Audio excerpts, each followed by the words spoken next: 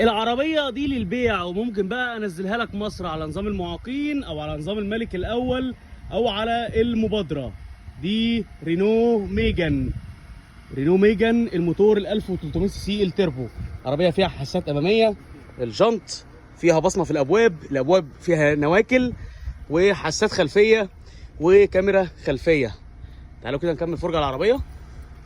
العربية دي بتنزل بفئتين، الازاز طبعا فاميه، الفرش جلد في قماش، الايرباج.